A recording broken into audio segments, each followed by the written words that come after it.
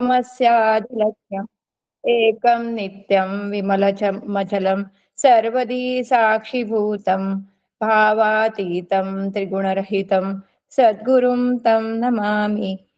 आनंदाचे तू मूळ, तेथे आटती प्रमाणांचे जळ, आपणा सारिखे सकळ करुनी ठेले. अशा परमपूज्य डॉक्टर काकांना साष्टांग वंदन करते. आदरणीय मंदाताईंनाही वंदन करते. आनंदाचे तू मूळ ही ओवी ओवीबद्ध आत्माराम या ग्रंथामधून घेतली आहे. या पवित्र ग्रंथाचे रचयिते आपणा सर्वांचे परिचित व आचार्य तसेच आमचे श्री गुरु डॉक्टर श्री सुनील दादा व सौ आदरणीय शैलाताई यांना वंदन करते. भज गोविंदम साखळी प्रवचन मालिकेमध्ये आपणा सर्वांचे स्वागत. मानवी जीवनाचे परमोच्च ध्येय मोक्ष प्राप्ती आहे. परमार्थ मार्गात परमानंदाची प्राप्ती व सकल दुःखांची निवृत्ती, अज्ञानाची निवृत्ती होते. मागील सत्रात आपण बघितले की शाश्वत आनंद ही वस्तू व्यक्ती वा साधनांद्वारे इत्यादी मार्गाने मिळू शकत नाही. म्हणजेच तो इतरत्र बाहेर कुठेही नसून आपणामध्येच आहे. आपल्याजवळ असलेली आत्मवस्तू आनंद स्वरूप आहे. तो परमेश्वर असूनही आपल्याला दिसत नाही, अनुभवाला येत नाही. याचे कारण आपल्या अंतरंगामध्ये असलेले दोष. हे दोष जोपर्यंत जात नाहीत तोपर्यंत आपल्याला आनंदरूप होता येत नाही. संत सांगतात, तुझं आहे तुझ पाशी परी जागा चुकलाशी, अशी आज आपली स्थिती होते. यावर उपाय म्हणून आचार्य सांगतात, मनामधील मन, विक्षेप व आवरण हे 3 दोष नाहीसे करायचे असतील तर सोपी सुलभ साधना एकच, आणि ती म्हणजे भज गोविंदम. म्हणजेच दुःखात्मक संसारामधून मुक्त होऊन आनंद स्वरूप होण्यासाठी तू ईश्वराचं, परमेश्वराचं भजन कर. भजन म्हणजे केवळ टाळ वाजवणे नाही, तर भज म्हणजे पूजा करणे, सेवा करणे, निवडणे, भक्ती करणे व समर्पण करणे, असे भजक या धातूचे 5 अर्थ आहेत. परमेश्वर म्हणजेच ईश्वर शरीर वा विश्वामधील दृश्य वस्तू नाही, तर परमेश्वर हा जगतकर्ता, सर्वव्यापी चैतन्य स्वरूप, जन्म मृत्यूरहित अशा स्वरूपाचा म्हणजेच निर्गुण निराकार आहे. ईशावास्य उपनिषदामध्ये आचार्य सांगतात, ओम ईशावास्यमिदं सर्वं यत्किंच जगत्यां जगत तेन यत्केन भुंजिता मा गृध कस्य स्वीदधनम. जगामध्ये जो स्थावर जंगम संसार आहे तो सर्व ईश्वराच्छादित आहे, म्हणून तो ईश्वर रूपच पाहावा.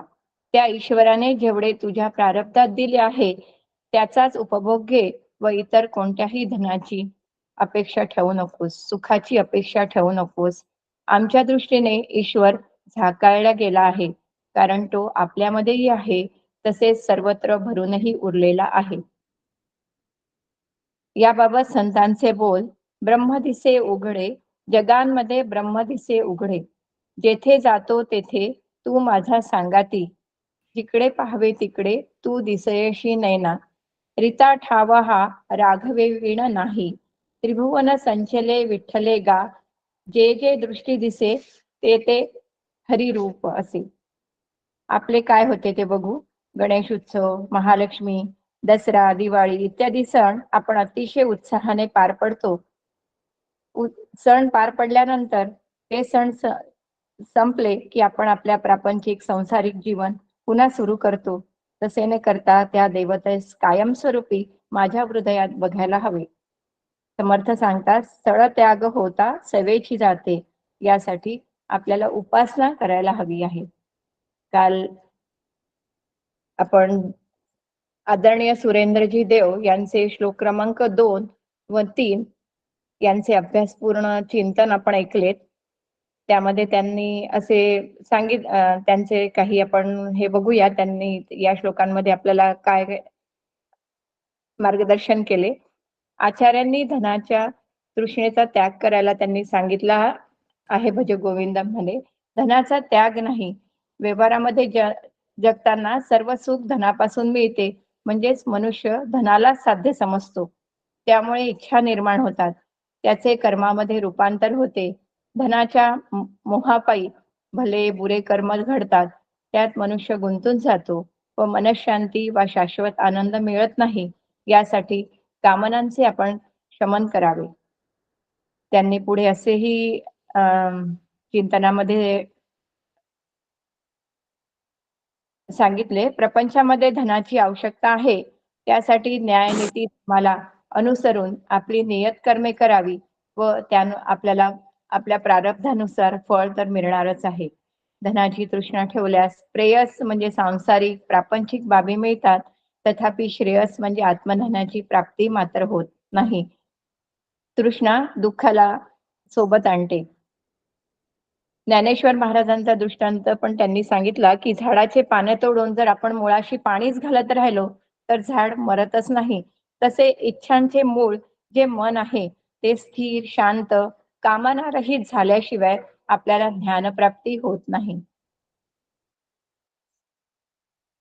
वृत्तम वच्मी सत्यम वच्मी परमेश्वर आहे. आपण इच्छम वचनी आहोत. इंद्रियांवर ताबा मिळवण्याचा प्रयत्न मनुष्य करतो, परंतु इंद्रिय बहिर्मुख असल्याने ते मनुष्याला विषयाकडे ओढतात. त्यामुळे बुद्धी स्थिर होत नाही. असे या त्यांच्या कालच्या श्लोकांमधनं आपल्याला लोकेशना, वित्तेषणा, पुत्रेषणा आपल्यामध्ये नसाव्यात असे त्यांनी अनेक बाबी आपल्याला विशद केल्या आणि त्यामुळे हा श्लोक खूप छान रीतीने आपल्याला समजलेला आहे. त्याच्यानंतर श्लोक क्रमांक 3 वरही आदरणीय सुरेंद्रजी देव यांनी काल उद्बोधन केले होते. त्यांच्या उद्बोधनाला ते पुढे म्हणाले, स्त्रीबद्दल वाटणाऱ्या मोहाचा त्याग आपण करायलाच हवा.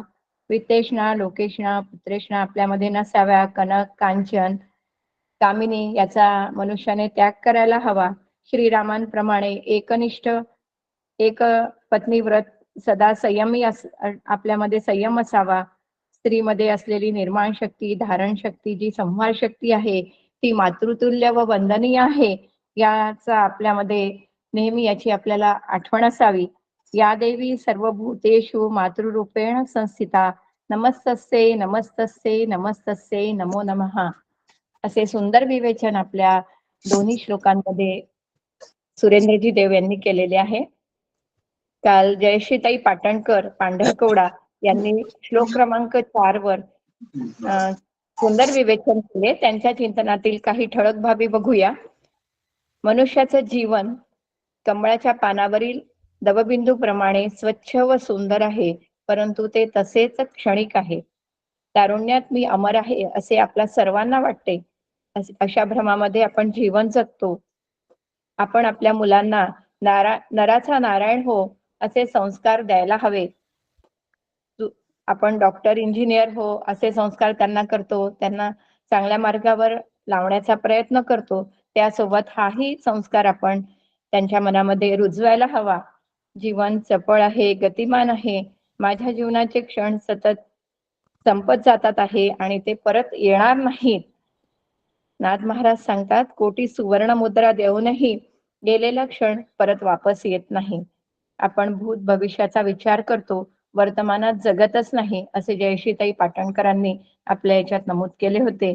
मांजर जशी उंदरावर झडप घालते, तसा काळ मृत्यू आल्यावरही आपल्यावर, मृत्यू समीप आल्यानंतर आपल्यावर झडप घालतो. त्यासाठी मी सावध, साक्षेपी असायला हवे. अहंकार अजगराच्या मिठीप्रमाणे आपल्याला घट्ट पकडतो. तो घालवण्यासाठी श्री गुरूंकडे आपण शरणागती पत्करावी. त्यामुळे आपल्याला निश्चितच सुख मिळते.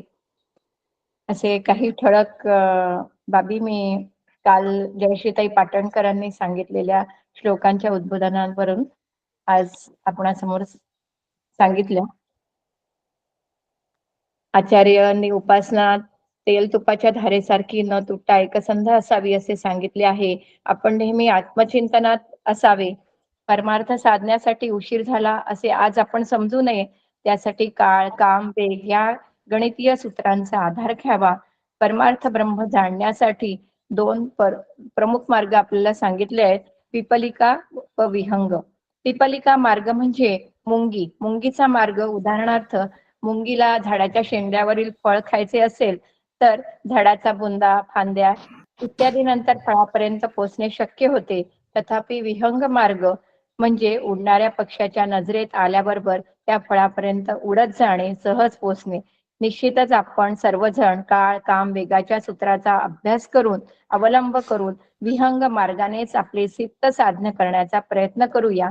या आपल्या उत्तम देहासाठी श्री गुरु आपल्या सतत पाठीशी असतात. डॉक्टर काका, सुनील दादा यांच्या आशीर्वादाने आपण सर्वजण यात यशस्वी होण्याचा प्रयत्न करू. आज श्लोक क्रमांक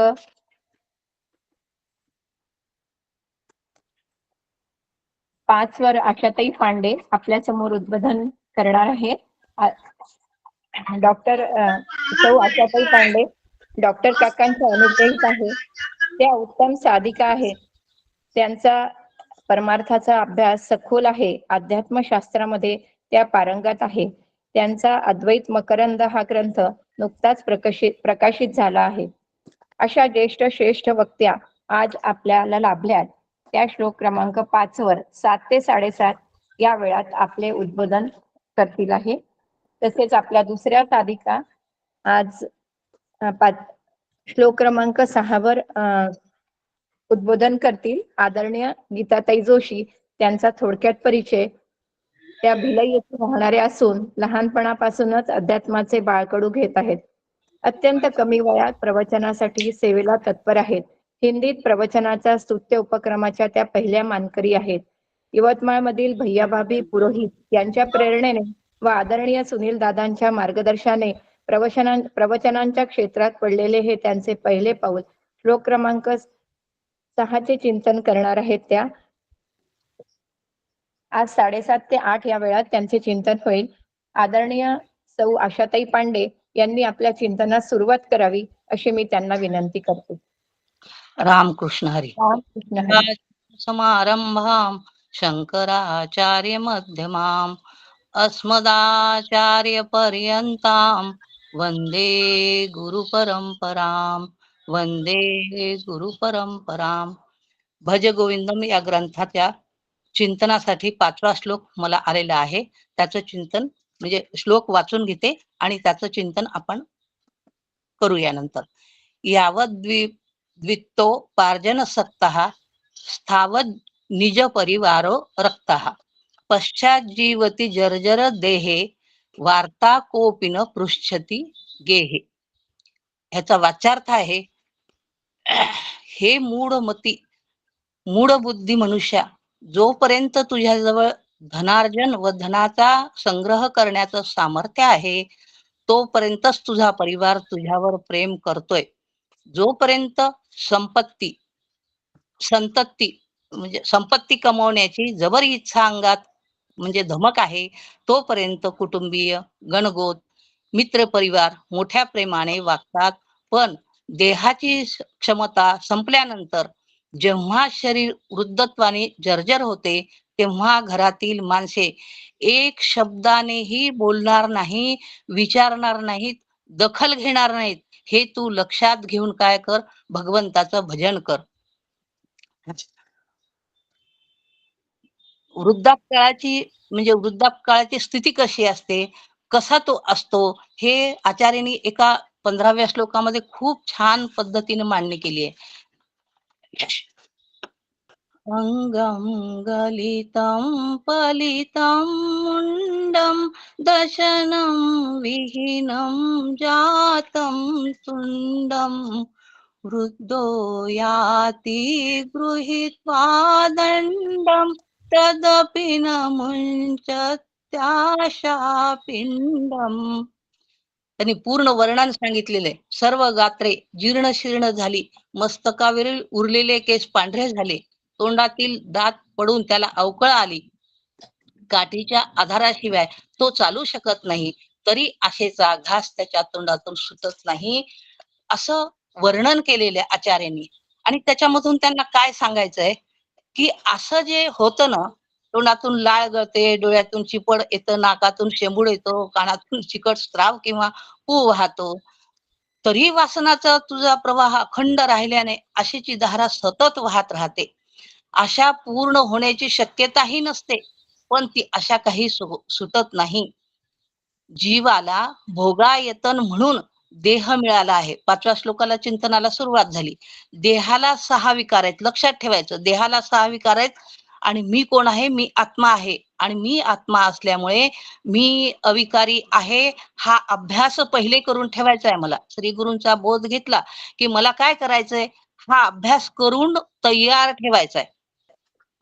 6 विकार कोणकोणते? तर पोटात असतो, जन्म होतो, वाढतो, त्यात बदल होतात आणि तो क्षीण होतो. हा 5वा जो विकार आहे ना, ह्या 5व्या श्लोकामध्ये अतिशय चांगल्या पद्धतीने आचार्यांनी मांडलेला आहे. म्हणजे मृत्यूचे चाहूल इथेच लागते जीवाला आणि महाभय त्याचं होतं त्या जीवाला. कळत नाही त्याला की देह गेला की सगळं संपलं असं वाटतं. इथे श्री गुरु मला जाग करतात. काय जाग करतात? की देह गेला तरी चैतन्य रूप आत्मा अमर आहे आणि तो मी आहे. इथे काय करतो? देह बुद्धी ती आत्मबुद्धी करावी हे जाणून जाणीवपूर्वक तुला हा अभ्यास करावा लागतो. म्हणजे जगाचं स्वरूप ते आपल्याला उलगडून सांगतात आहे. जन हे दिल्या घेतल्याचे अंती कुणी नाही कुणाचे, असतील सीते तर जमतील भूते, गुळाभूती माशा जमतात. हा जगाचा नियम संत आम्हाला सांगतात आहे. आयुष्याच्या शेवटी जर्जर देह झाल्यानंतर आकांताने ऊर बडवून रडलास तरी तुझी कोणीच दखल घेणार नाही. हे वास्तव तू लक्षात ठेव असं संत आम्हाला आवर्जून सांगतात आहे. आणि हे आपल्याला लक्षात नाही राहत सांगितलं तरी. म्हणजे जगाविषयीची कटुता घेऊ नको, कारण जगाचा मी पण भाग आहे नाही एक, म्हणून जगाविषयीची म्हणजे कटुता घेऊ नको. आणि काय होतं कटुता जर घेतलं तर जगत सत्य भ्रांतीला मी जातो. आणि काय करायचंय मला नेमकं त्या सत्यत्व भ्रांतीला न जाण्यासाठी श्री गुरुनी जो बोध दिलेला आहे, उपदेश केलेला आहे, सतत ते सावध करतात आहे. हे साधका ब्रह्माचं सत्य स्वरूप तू जाणून घे, जाणीवपूर्वक जाणून घे आणि काय कर, प्रदीर्घ अभ्यास कर आणि तो अभ्यासच मला मोक्षाला नेतो. आणि त्यासाठी माझा भाव कोणता पाहिजे? आता आपलं कठोपनिषद झालं. अस्तिक्य भाव ज्याचा असतो त्यालाच आत्मा वर्तो. म्हणजेच अभ्यासाने श्री गुरूंच्या आशीर्वादाचे रूपांतर कृपेत होऊन नंतर सहज अवस्था प्राप्त होते. सद्गुरु रूप आत्मदैवता अंतःकरणात प्रगट होऊन स्थिरतेने राहते. या अभ्यासाचा परिणाम काय आहे? शांती, तृप्ती, आनंद, निर्भयता, समाधान अखंड राहतं त्याचं. आणि याच्यासाठी सगळा मला अभ्यास करायचा आहे, हे जाणून घ्यायचंय मला. ज्यावेळी मला देहादी जगताचं अस्तित्व दिसतं, भेदानी अस्तित्व दिसतं, म्हणजे नामरूप भेदानी दिसतात, त्यावेळेस मला काय करायचं? श्रीगुरूंनी सगळं मला शिकवलेलं आहे, सांगितलेलं आहे. तिथेच मी श्रद्धा ठेवून काय करायचं? सत हे अधिष्ठान अभेदाने आहेच. उपदी नामरूप दिसल्यानंतर हे लक्षात ठेवायचं. मला काय करायचं? अधिष्ठान दृष्टीचा विकास करायचा आहे आणि तो निश्चय करायचा आहे. काय ठाम निश्चय करायचा? मी आत्मा आहे. अध्यस्त नामरूपाला चैतन्याचाच अधिष्ठान आहे आणि तो मी आहे. पालुपद हेच राहणार आहे. अभ्यासाने हेच पक्क समजून जीवाचा संसार प्रारब्धाधीन करून प्राधान्याने आवडीचा विषय माझा मी परमार्थ करून घ्यावा. हाच खरोखर पुरुषार्थ आहे. संत समागमी धरावी आवडी, करावी तातडी परमार्थाची. साधन सांगतात मला प्रत्येक वेळी श्री गुरु असं मला सगळं करतात. साधन काय करायचं? तर ते सांगतात की चिंतून ठेवी रोकडे आत्मज्ञान आहे. चिंतून फार महत्वाचं आहे. मला चिंतून ठेवायचंय म्हणजे काय करायचं? अंतःकरणामध्ये सतत चिंतन माझं बोध घेतल्यापासून सुरू ठेवायचं आहे. आणि ती प्रक्रिया पण सांगतात. काय प्रक्रिया सांगतात? की जे माझं आहे ते मी नाही. म्हणजेच मन, बुद्धी, चित्त, अहंकार, प्राण, देह इत्यादी सर्व कसं आहे? माझं आहे, मी नाही. आणि त्याचं स्वरूप कसं आहे? ते अनात्मा आहे, अचेतन जड आहे, विनाशी आहे आणि तात्कालिक आहे. आणि तात्कालिक असल्यामुळे ते विकारी आहे आणि विकारवान अनात्म अध्यस्थामध्ये मी जर माझी गुंतवणूक केली तर मला दुःखच येणार आहे पदरी. हे लक्षात ठेवायचंय. जे ते मी नसून त्यात जे चैतन्य अविनाशी आहे ते मी आहे, हा माझा ठाम निश्चय करायचा आहे. श्री गुरूंच्या बोधानंतर ताबडतोब विचाराला लागायचा आहे. असं चिंतन करून रोकडं म्हणजे नगदी, म्हणजे कुठेही कधी सुख दुःख कोणतंही येऊ, त्यावेळेस मला ह्या विचार तिथे तयार पाहिजे, वैचारिक पूल तयार पाहिजे. आणि त्या विचाराच्या पुलाने सुख आणि दुःख मला जीवाचे आहेत म्हणून त्यागता आलं पाहिजे. इतका तो नगदी म्हणजे रोकडा परमार्थ करायला पाहिजे, म्हणजे चिंतन रोकडं करायला पाहिजे. तेव्हाच काय होतं, व्यवहार काळी त्याचं स्मरण होतं मला, आणि मी अविनाशी आत्मा आहे. देहादी सर्व विकारी असल्याने उपजेते नासे ते जाणारच आहे हे लक्षात राहतं, आणि त्या सुखदुःखाला मला ओलांडता येतं. आणि ही प्रक्रिया खरं सांगू का, काकांशिवाय कोणी सांगत नाही हो. फार मोलाचा संदेश देतात काका आपल्याला, आणि आज्ञा समजू त्याला आपण. आणि असा जर अभ्यास केला, त्याचं स्वरूप जाणून त्याला जर टाकता आलं मला, म्हणजे बाजूला सारता आलं, त्याच्यातच राहायचंय मला, पण बाजूला सारता आलं तर बरोबर माझा अभ्यास होतो. नरदेह श्रेष्ठ, त्यासाठी कसा नरदेह श्रेष्ठ मिळालाय मला. नाना देहामध्ये वरिष्ठ, जयाचेनी चुके अरिष्ट, यम यातनेचे. या देहाच्या माध्यमाने म्हणजे सूक्ष्म देहाच्या माध्यमाने चिंतन करून ठेवल्यानंतर मला हे काय होतं, देहातीत जाता येतं चिंतन केल्यानंतर. आणि प्रगल्भ बुद्धी फक्त मानवाला दिली आहे, आणि त्याच्या माध्यमाने विवेकयुक्त विचाराने आत्मानात्म विचारांची वाटणी करता येते. अभ्यास केल्याशिवाय वाटणी करता येत नाही. तेव्हाच नाशे अज्ञान दुःख भ्रांती, शीघ्रची येथे ज्ञान प्राप्ती, ऐशी आहे फळश्रुती वेदांत ग्रंथी. कोणत्याही वेदांत ग्रंथाचा अभ्यास करा तुम्ही, तिथे काय अज्ञान निवृत्तीसाठी अभ्यास करायचा आहे आपल्याला. अज्ञान निवृत्ती झाल्यानंतर काय होतं, की शेवाळ पाण्यावरचं निघतं आणि स्वच्छ पाणी मला प्यायला मिळतं. तसं अज्ञान अविद्या निवृत्ती बाजूला झाली, देह सत्यत्व भ्रांती आणि जगत सत्यत्व, तर काय होतं, निखळ तत्वज्ञान जे आहे, स्वरूप जे आहे ते माझं मला स्वानुभवाला येतं. शास्त्राभ्यासाने सूक्ष्म झालेली बुद्धी चिदाभासासह असते. नेहमी लक्षात ठेवायचं, चिदाभासासह बुद्धी असते, अचेतन बुद्धी काही करू शकत नाही. आणि ज्यावेळेस ती अभ्यास करते, अभ्यासाला लागते, त्यावेळेस काय होतं, चिंतन करता करता ती बुद्धी काय होते, चैतन्यात विलीन होते. लय नाही होत इथे, अभ्यासाने विलीन होते आणि चिदाभास कुटस्थ रूप होतो. आणि इथेच काय, जीव ब्रह्मैक्य होतं. अधिष्ठान स्वरूप झाल्याने तो ज्यावेळी जगतात व्यवहार करतो, नाम रूप उपाधीशी त्याला दिसते आणि व्यवहार करावा लागतो, तेव्हा काय होतं, तत्क्षणी तो चैतन्यच पाहतो. इतका अभ्यास त्याचा व्यवस्थित नीट करून त्यांनी तिथे काय केलेलं असतं, पक्का केलेला असतो तो अभ्यास, आणि तत्क्षणी चैतन्यच पाहतो. इथे प्रयत्नाशिवाय त्याला बाध जमतो.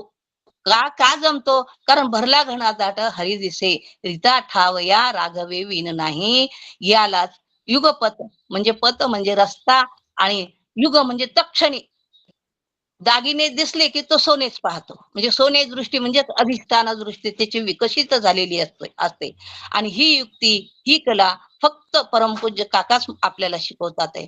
विचारांची साधना चिंतनाने म्हणजे मनन चिंतन करून फक्त मनुष्यच मोक्ष रूप होऊ शकतो. आणि 13 लोक अधिकारी झालेत आपण बघितलंय. आणि संत सांगतात आहे मला, अरे म्हणजे संत सांगतात तोपर्यंत मला पटतं, पण काय होतं, हा देहाचं भान होतं लागलीच्या लागली, घर माझी माणसं दिसली तेव्हा आसक्त होऊन संताचा उपदेश मी विसरतो. स्थल त्याग होता सवेची जाती, हे लक्षात ठेवायचंय. आणि इथे मला आठवण ठेवायचंय, स्मृती ठेवायची, आणि वेळेवर तो आठवून वैचारिक पुलाने मला काय सुख दुःखाच्या अतीत जाता आलं पाहिजे. मी जीव नसून जीवाला सुख दुःख आहे, जीवाला प्रारब्ध आहे, मी तर आत्मा आहे. आणि आत्मा कसा आहे, अविनाशी आहे, अपरिणामी आहे. हे लक्षात ठेवून मला बरोबर ओलांडता आलं पाहिजे विचाराच्या माध्यमाने. मी माझ्याची आसक्तीमुळे ममत्व होतं, त्यामुळे धन मान ऐश्वर प्रतिष्ठा कमवावी ही महत्वाकांक्षा होऊन जिद्द उत्साह वाढतो माझा. इथेच जीव बंधनात अडकतो. बंधन कशा कशाचं आहे हे लक्षात ठेवायचं आपल्याला. मी माझ्याचं बंधन आहे, ह्याच्यात पूर्ण व्याप्ती आली मी माझ्यामध्ये. सगळे सोयरे, आप्त, बंधू यांना माझे म्हणून मी घट्ट पकडतो आणि ममत्वामुळे प्रेम, स्नेह, आसक्ती यामुळे मी बद्ध होतो.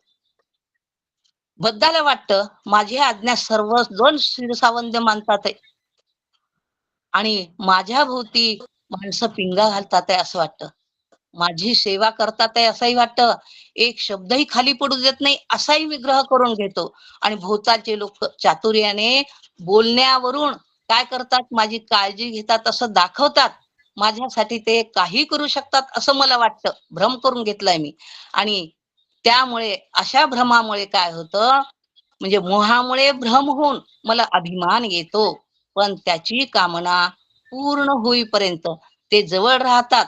कामापुरता मामा, ताकापुरती आजी असते. हे लक्षात ठेवायचं. मी पण जगाचाच भाग आहे. जग हे आवळा देऊन भोपळा काढतं. जग हे दिल्या घेतल्याचे. म्हणजे बहीण म्हणते, फार संतांनी सुंदर उपदेश करून ठेवलेला आहे हो आपल्याला, की जोवरी तेजीमध्ये धंदा. बहीण म्हणे दादा दादा. म्हणजे जग कसं असं आहे, माझाही तोच म्हणजे रोल आहे बरं. जगाचाच मी एक हिस्सा आहे आणि माझीही तशीच आहे भाव. संतांनी जे वास्तव सांगितलंय ते मी समजून घेऊन त्याप्रमाणे चालावं.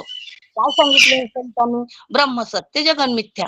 अर्ध्या श्लोकामध्ये त्यांनी मला सांगितलंय, पण त्याचा ज्यावेळेस मी चिंतन करतो त्यावेळेस मला कळतं की किती आवाका मोठा ह्याचा.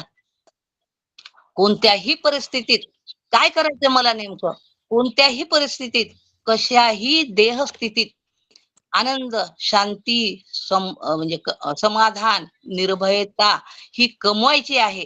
पुरुषार्थानं कमवायची आणि ती व्यवहार काळी ढळू न देता जीवनात तृप्त व स्वस्थ राहायचं आहे. हे वर्म आहे. परमार्थाचं वर्म जर असे हाती घेतलं तर जर्जर देह झाला आणि म्हातारा झाला तरी मी तो म्हणजे रडून हे करणार नाही. त्याचं सुख दुःख मला वाटणार नाही. म्हणून परमार्थाचा उद्देश काय हे लक्षात ठेवायचंय. अभ्यास करायचा आणि सुखरूपता विवेकाने कमवून आनंद ढळू न देता सुखाने राहून देहाचा सुखाने त्याग करायचा. हे वर्म आहे. हे वाक्य जर मला समजलं ना आणि ते जर मी अंगी बांधलं, स्वीकारलं, त्याचा अभ्यास केला, चिंतन केलं, तर वर्म काही मला अवगत होत नाही असं नाही हो. लवकरात लवकर माझा परमार्थ हाताशी येतो आणि हे काकांनी सगळे आपल्याला सांगून ठेवलेलं आहे खरोखर. आता प्रारब्धाने जेही समोर येईल, काय करायचंय मला? त्याला आनंदाने समोर जायचंय. आगते स्वागतम कुर्यात.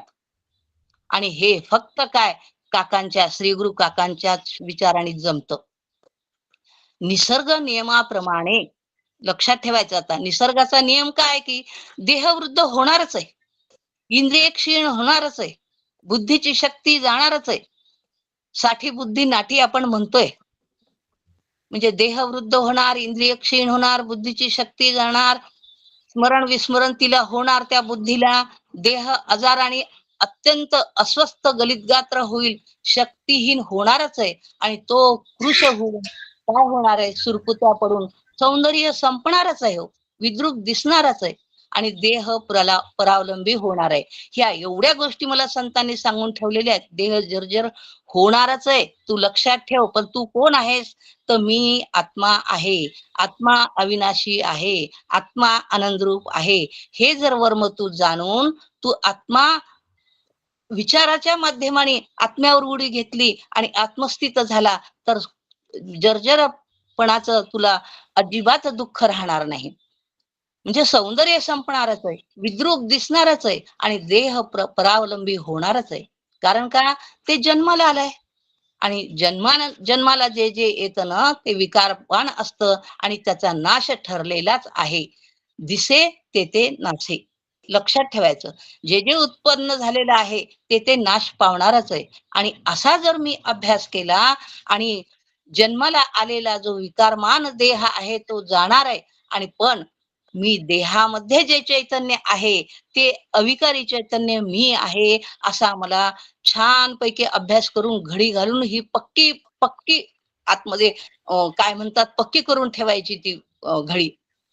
आणि कसं आहे, तो मी आहे पालुपद कधीच सोडायचं नाही. समजून घ्यायचं, उमजून घ्यायचं आणि तो मी कसा आहे, तर मी कसा आनंदरूप आहे, मग रडणं येईल का हो, म्हातारा झाला, त्याला विकार झाले देहाला, तर नाही येणार ते. हा अभ्यास श्री गुरु बोधानंतर काय करायचा आहे, प्रामाणिकपणे राहून स्वतःचं आत्मपरीक्षण कठोर करायचंय. कठोर म्हणजे मी कुठं चुकतोय.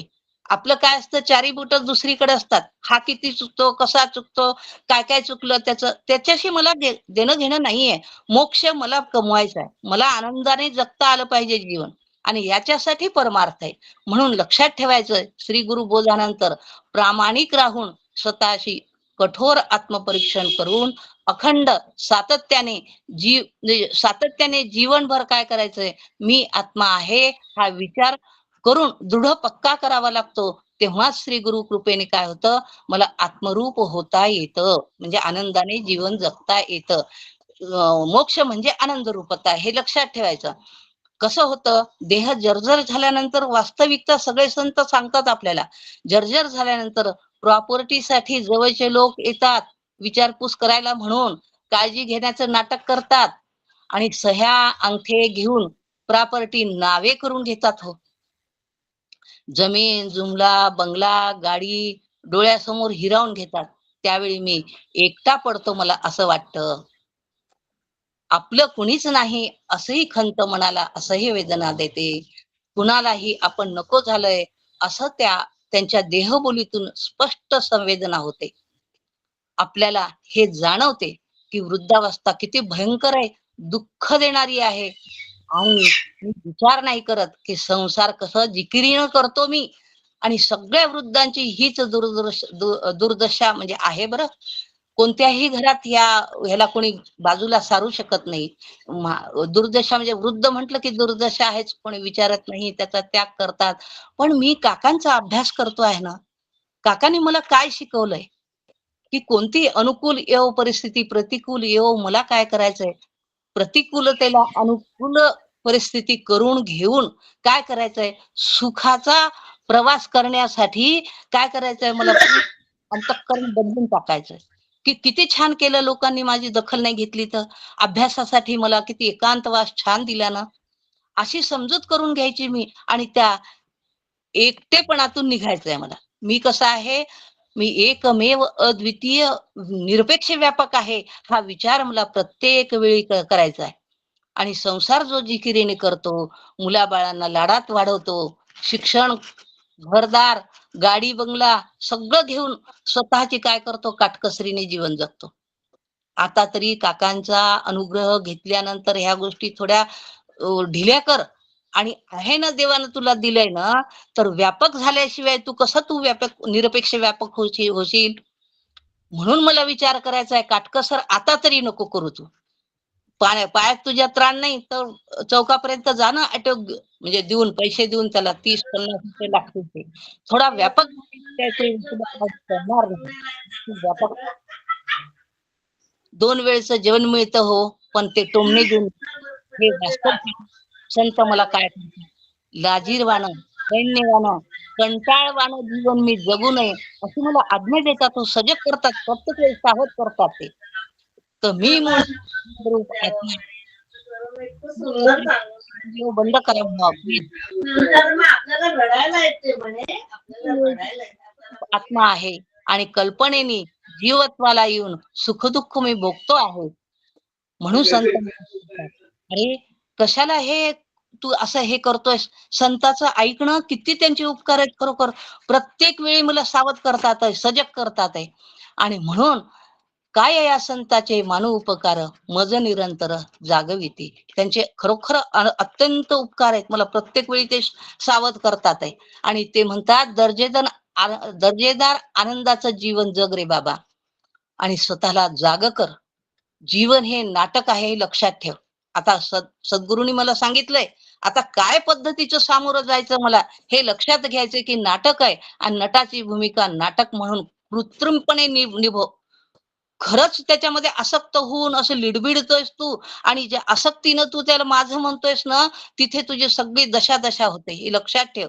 कृत्रिमपणे निभवायचंय सगळ्यासोबत, त्यांच्या सहवासात राहायचं आहे, पण व्यक्ती, वस्तू, परिस्थिती याच्या संगात न राहता आत्मविचाराचा संग ठेवशील तर निस्संग होऊन आनंदाला जातील. ह्या गोष्टी फार महत्वाच्या आहे हो. फार म्हणजे मनात रुजून घेऊन ठसून घेऊन त्या अंमलात आणायला पाहिजे, तरच परमार्थ माझा आनंदाचा होतो. नाही तर दुःखाशिवाय माझ्या पदरी काहीच नाही येतो. आणि ठेवशील निस्संग होऊन आनंदाला जाऊन तू अमर होशील. तू मरणार नाहीयेस. जर्जरता मृत्यू कोणाला येणार आहे? देहाला येणार आहे. कारण देह कसा आहे? आलेला आहे आणि तो जाणारच. हा निश्चित तो अभ्यास करून ठेव पहिलीच. ममत्व, आसक्ती यांचा विवेकयुक्त विचाराने त्याग करून काय करायचंय मला? श्री गुरूंनी सांगितलंय, अनासक्तीने राहा प्रपंचात. देह हे प्रपंचाला दे आणि मन श्री गुरु विचाराला दे. किती युक्त्या सांगायच्या हो अजून. आपण हे ऐकतो, इकडून ऐकतो, फार छान सांगितलं म्हणतो आणि लागली सोडून देतो घरी जाईपर्यंत. चल त्या होता सवेची जाते. म्हणजे आत्मविचारच मला आनंदाला नेतात. हे वर्म मी जाणून परमपूज्य काकांना अनन्य शरण जायचं आहे आणि तिथे सावध, साक्षेपी, दक्ष राहायचं आहे.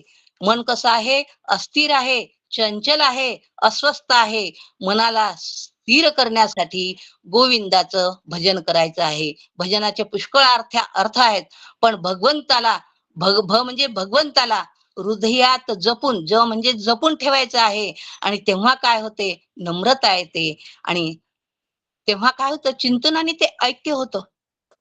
चिदाभास कुटस्थ रूप होतो चिंतन करता करता, कारण बुद्धिस्त असतो तो. बुद्धी चिंतन करताना विलीन होते आणि चिदाभास कुटस्थ रूप होतो. झालं, तिथे ऐक्य होतं.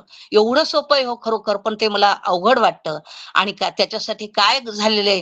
नरदेह निधान लागले हाती, उत्तम सार उत्तम गती मिळू शकतो मी.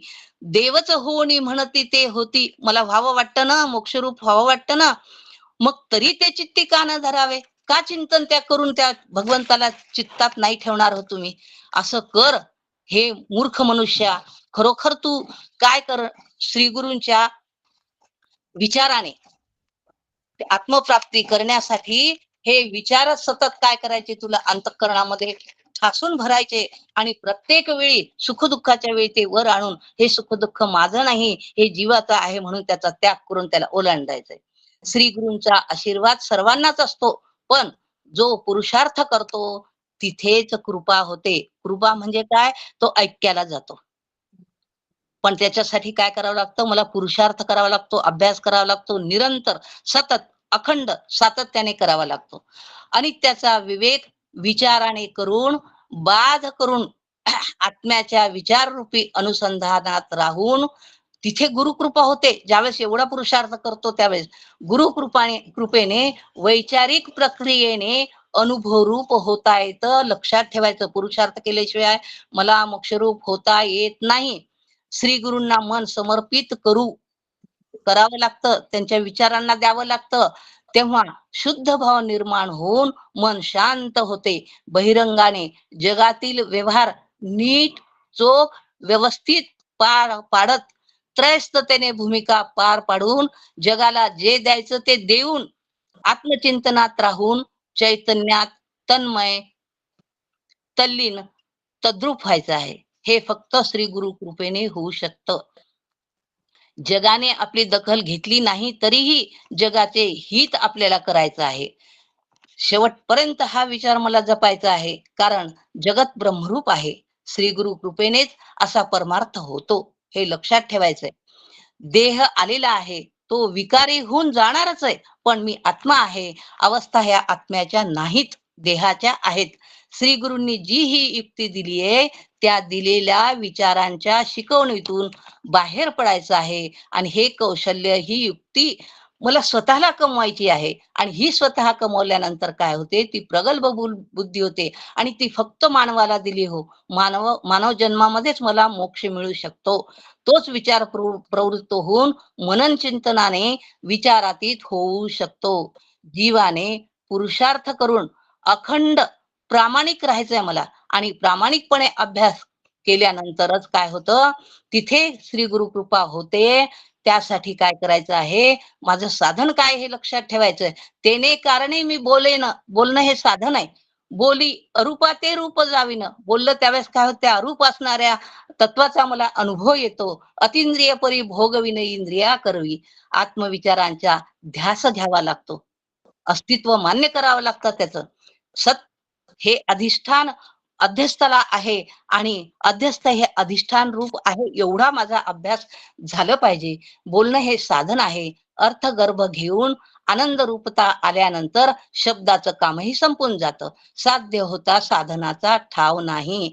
नीट अभ्यास करणाऱ्या पुढे आत्मा स्वतःच स्वरूप प्रगट करतो, म्हणजे प्रत्यक्ष तो मीच आहे असा आपल्या सर्वांना शुद्ध परमार्थ जमावा, अशी मी परमपूज्य काकाचरणी विनंती करून, प्रार्थना करून चिंतनाला विराम देते. राम कृष्ण हरी.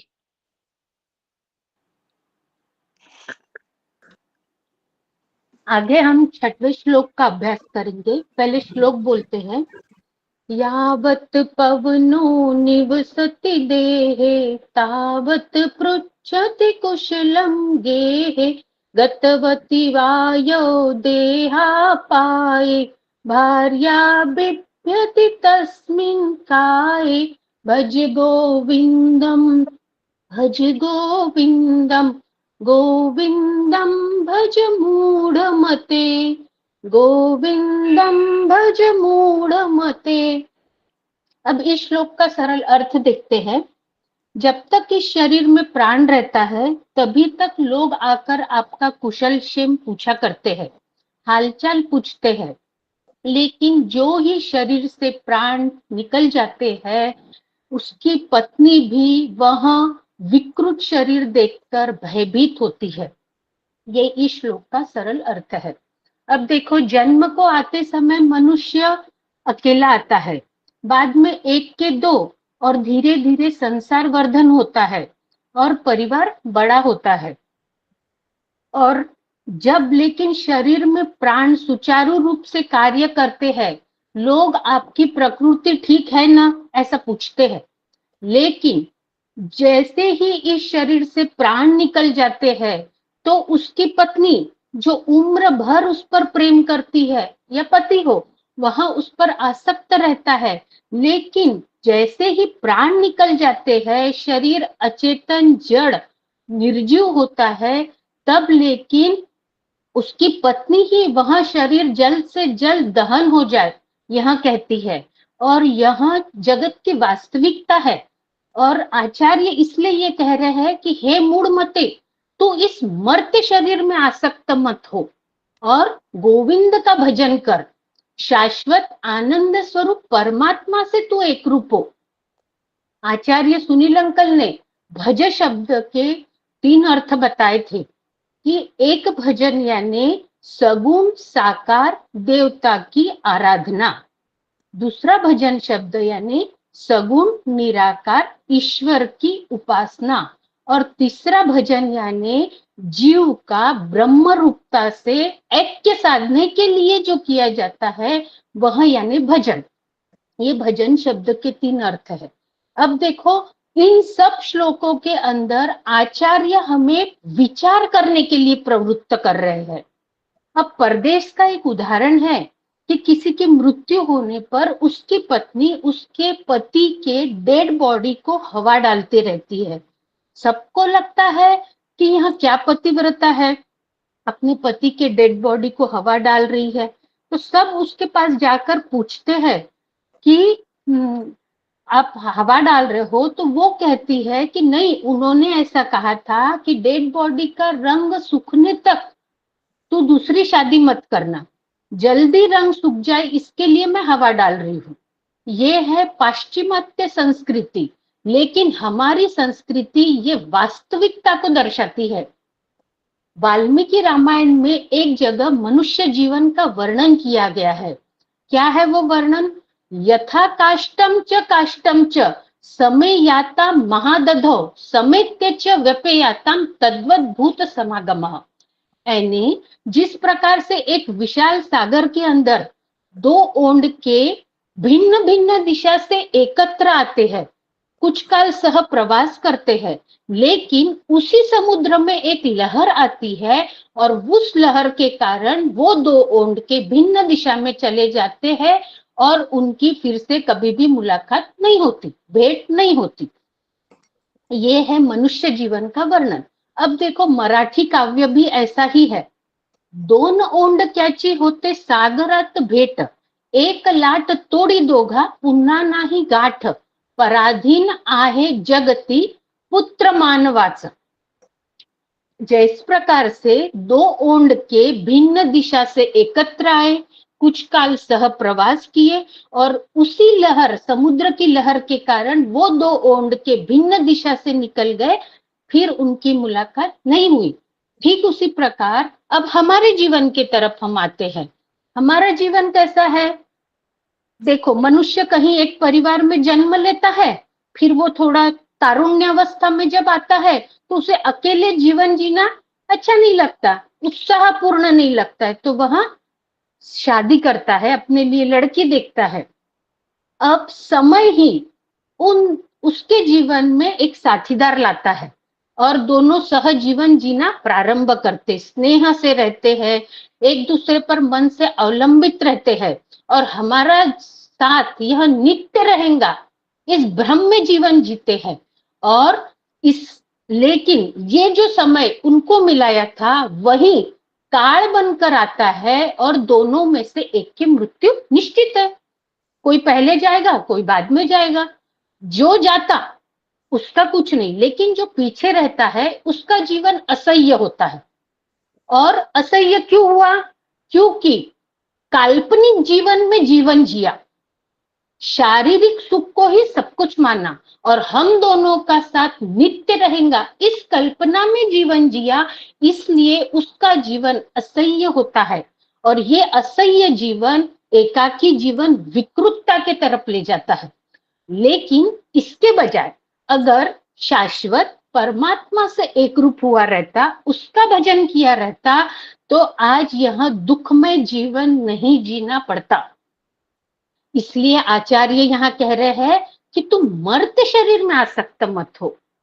जिसने, अब देखो, देह, धन, परिवार, रिश्तेदार, ये सब जो नश्वर चीजें हैं, इन सब पर जिसने अपना सुख अवलंबित रखा और अपना जीवन इसी से मुझे सुख मिलेगा, ये जिसने अवलंबित रखा, उसका जीवन दुखमय ही होना है। अब ये नश्वर क्यों है, ये हम छोटे इसमें देखते हैं कि जो देह है ये जन्म, जरा और मरण के अंदर आता है, इसको ये विकार है। और जो वस्तु, धन, ये है, ये उत्पत्ति, स्थिति और लय के अंदर आते हैं, इसको विकार है, इसलिए ये नाशवान है। और इन नाशवान वस्तुओं में हमें आसक्त नहीं होना, ये आचार्य को हमसे कहना है। माऊली भी कहती है, संसारा या समस्ता जाणीची अनित्यता। अब ये जान कौन पैदा करता है? तो श्री गुरु ही पैदा करते हैं हमारे अंदर। मैंने अगर मन से सोचा, अपनी बुद्धि पर सवार होकर अगर YouTube से कोई भी ग्रंथ पढ़ लिए और मैंने सोचा कि ये मैं समझ लूं, भजन क्या होता है, नश्वरता क्या होती है, ये आ जाए, तो ये बिल्कुल नहीं हो सकता है। श्री गुरु के दिए हुए विचार, श्री गुरु की दी हुई विवेक दृष्टि में जब हम इस जगत को देखते हैं और इस देह का विचार करते हैं, तब जाके मिथ्यत्व दृष्टि विकसित होती है, तब तक नहीं होती है। अब देखो आचार्य क्या कह रहे हैं कि तुम मर्त शरीर में आसक्त मत हो। शारीरिक प्रेम किसी का किसी पर कितना भी रहे, वो अल्पकाल ही रह सकता है, दीर्घ काल टिक नहीं सकता। भगवान भी कहते हैं, अव्यक्तादीनि भूतानि व्यक्त मध्यानि भारत, अव्यक्त निधनान्यव तत्र का परिदेवना। मतलब, हे अर्जुन, सभी भूत मात्र अव्यक्त में से ही जन्म लेते हैं, शरीर धारण करते हैं, कुछ काल चलन वलन आदि कर्म करते हैं, लेकिन जब शरीर की मृत्यु होती है तो फिर से सभी अव्यक्त में ही जाते हैं। इसलिए कुछ काल के लिए जो व्यक्त हुए थे उन पर शोक क्यों कर रहा है, यह अर्जुन को भगवान कह रहे हैं। ठीक उसी प्रकार से अब एक उदाहरण के अनुसार हम समझ के लेते हैं, और ये शास्त्रीय दृष्टि का उदाहरण नहीं है, सिर्फ हम शरीर के लिए सोच रहे, इसलिए ये उदाहरण है कि आत्मा गर्भ में आने के पहले गर्भ नहीं था। आत्मा आता है तब गर्भ स्थापन होता है, जन्म होता है और शरीर बढ़ता है, लेकिन जब ये शरीर रहने लायक नहीं रहता तो आत्मा उसे छोड़ देता है, शरीर मृत होता है। ये शास्त्रीय दृष्टि का उदाहरण नहीं है, लेकिन थोड़े समय के लिए जो व्यक्त हुआ था उस पर शोक मत कर, ये बताना है इसके अंदर से। अब देखो, जैसे एक अंधुक प्रकाश में, अंधेरे में डोरी पड़ी है, मुझे वहां सांप भासित हो गई और मैंने अनेक कल्पनाएं कर ली कि यह किस प्रकार का है, यह मुझे मार सकता है, इसका रंग कैसा है, मैं क्या करूं, पसीना पसीना आ गया। लेकिन किसी ने प्रकाश डाला और उस प्रकाश में जब मैंने देखा तो वो सांप मुझे डोरी है ये प्रतीत हो गया और वो डोरी मैंने हाथ में ले ली। ठीक उसी प्रकार से श्री गुरु के दिए हुए विचार में से जब मैं इस देह जगत को देखता हूं तब जाकर मेरा मिथ्या और भ्रम निकलता है। पहले भी डोरी थी, बाद में भी डोरी है, बीच में जो सांप व्यक्त हुआ था ये मिथ्या और भ्रम है। ठीक उसी प्रकार पहले भी आत्मा है और बाद में भी, शरीर के जाने के बाद भी आत्मा ही है। देह स्थिति में जो आत्मा है वो आत्मा मैं हूं, शरीर का और मेरा संबंध नहीं। ये विचार श्री गुरु ही देते हैं, ये बारंबार मैं बोल रही हूं। अपनी बुद्धि पर सवार होकर परमार्थ कभी नहीं किया जा सकता है। अब देखो, आचार्य को यहाँ क्या बोलना है कि देह में तो आसक्त मत हो। देह में जो आसक्त रहते हैं उसे असुर कहा जाता है। असुसु रमते इति असुरहा। देह में जो रमता, रंगता और रेंगाड़ता उसे असुर कहा जाता है। यहाँ हम एक बात ध्यान दें कि आचार्य यहाँ हमें भय नहीं दिखा रहे कि तू मर जाएगा तो तेरी पत्नी शरीर जल्दी दहन करने के लिए कहेंगी कि तुम धन मत कमाओ, तुम्हारे रिश्तेदार तुम्हारे पैसों पर टिपे हुए, ऐसा डर नहीं बताना। आचार्य को क्या बोलना है? पराधीन आहे जगती पुत्र मानवाचा, ये गदिमा को अपने काव्य में बोलना है। लेकिन शास्त्र, संत और आचार्य हमें क्या बोलते हैं? अमृतस्य वै पुत्रः, हम सब अमृत पुत्र है। वही का मतलब होता है हम सब। ये श्रुति वाक्य है और विवेकानंद के मुख से आया है, इसलिए विवेकानंद का चित्र रहता है, लेकिन ये श्रुति वाक्य है और उसमें अहम अमृतस्य पुत्रः नहीं कहा है, तो वयम अमृतस्य पुत्रः, हम सब अमृत पुत्र है। देखो, अभी इस बारे में गुरु पूर्णिमा में भी पूज्य काका ने यही कहा था कि हम अजर अमर आत्मा है। ये निश्चय पक्का होने का परमार्थ नहीं करते, बाकी पूरा परमार्थ हम करेंगे, बोलना, लिखना, प्रवचन करना, जो भी रहे, लेकिन ये करने के पीछे का मेरा उद्देश्य क्या है? मेरा अजर अमर आत्मा मैं हूं, ये मेरा निश्चय पक्का हो रहा है क्या? अगर शरीर को कुछ तकलीफ हो रही है तो मैं उतावल हो रहा हूं क्या? तब मेरा अजय कहाँ गया, अजर कहाँ गया? अगर मुझे मृत्यु की भीति, भय लग रहा है तो अजर का निश्चय कहाँ गया, अमर का निश्चय कहाँ गया? अगर किसी के मृत्यु से मैं दुखी हो रहा, इसका मतलब उसे भी सत्य माना और खुद को भी सत्य माना, इसीलिए अमर यह निश्चय पक्का नहीं हुआ।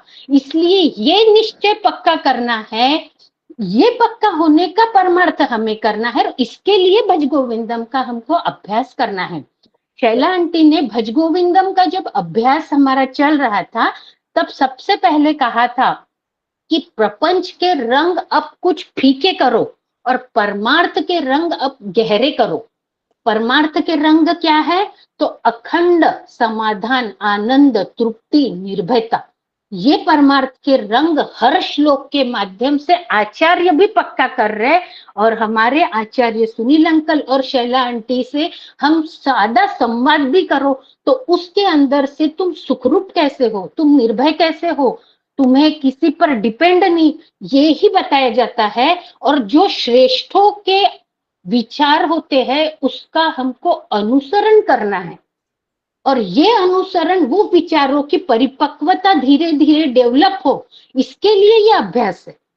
इसलिए मुझे मृत्यु का भय ना रहे, मैं दुख में ना रहूं, मैं नैराश्य में ना रहूं, ये आचार्य बताने के लिए इस आचार्य ये श्लोक बता रहे हैं।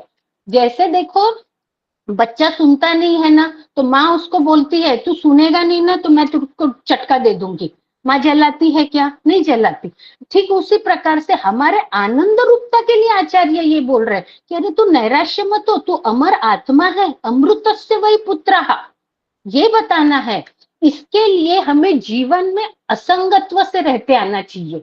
अब असंगत्व शब्द थोड़ा सा कठिन भी लगता रहा, लेकिन देखो जैसे हम सफर करते हैं, सफर के अंदर टिकट लेने के लिए मैं सामने वाले से लड़ाई भी कर लेता, ये मेरा सीट नंबर है वगैरह हम बोल लेते, फिर बैठते एक दूसरे से परिचय करते हैं और खाना पीना लेना आदान प्रदान भी करते। कभी कभी तो रिश्ता भी निकल के आ जाता है कि अरे ये हमारे रिश्ते में लगते थे क्या। लेकिन जैसे ही मेरा गंतव्य स्थान आ गया, हम बाय बाय बोलकर उतरते हैं, है ना। ठीक उसी प्रकार से जो मेरे वाटे में कर्तव्य कर्म आते हैं उसे ऐसा कीजिए कि जगन्नाथ आभारू पड़े, इस दृष्टि से ही मुझे मेरी भूमिका अदा करनी चाहिए। लेकिन सबसे प्रेम से रहो, न्याय से रहो, श्रेष्ठ आचार धर्म का पालन करो, और लेकिन मन से किसी में गुथ के नहीं रहना है। मन से अगर गुथ के रहे मतलब वो नश्वर चीजों पे तुम डिपेंड हो गए।